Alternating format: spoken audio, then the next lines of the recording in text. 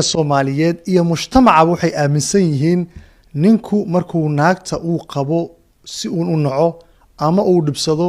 ikhtiyaar la'aan ayadoo la ikhtiyaar gelin waxna loo sheegin inuu xaq u leeyahay inuu furo dalaaqadeeda siiyo uu dhaho iska bax markii la weydiiyana uu yiraahdo aniga nacay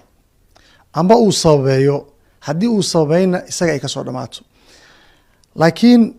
diiniyan ma ogtahay in diintu ay ogoshahay gabadhu ninka qabo haddii ay nacdo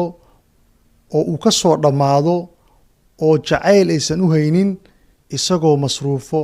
biilo wax ka hadlayn inay codsan karto oo ay dhihi karto ninkan inuu ifuraan rabaa xaqna ay u leedahay in la furo bidiiniyan waxaa laga yaabaa inaa indhaha taagto amba shaki uu kaa galo ha degdegin sheekh cabdilxayi ayaan su-aale ka weydiinay sabab la-aan gabadhu inay dalban karto furiin ayadoo dhahayso ninka keliya waa nacay isagaa markaas sharaxaad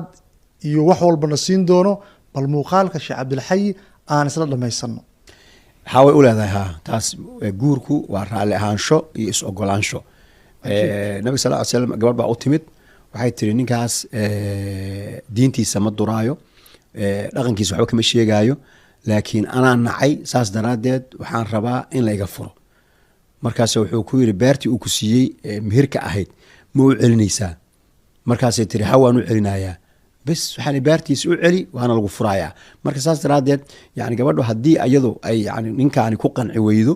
yani wax ayna rabin laguma qasbi karo wayna dhihi kartaa ani qofkaan ma rabo iyadoo aan diintiisaan wax ka sheegay aan ahayn laakiin dabiicadiisa iyo dhaqankiisa hadday tiraahdo anuu ma rabo wayna dhahan soomaalida caawa ma rabo berri ma rabo ninkan hala iga furay dhahan haddii marka taasi la hubiyo mararka qaarkood waxaa dhici karta ayadoo saas dhahaysa inayna dhab ka ahayn oo ay waxoogaa cadaadis iyo culaysaar ay ula jeedo markii la hubiyo marka inayna culaysaar ka ahayn dhab ay ka tahay oo mar raba ay soo istaagto way dhihi kartaa maxaa yeelay qof wuxuusan rabin laguma qasbi karo cuquudda ama heshiisyada guud ahaan islaamkuna kulli waxay ku dhisan yihiin ataraadi labada dhinac inay raalli iska yihiin marka haddayna mid raalli ahayn midka kale inuu ku qasba ma ah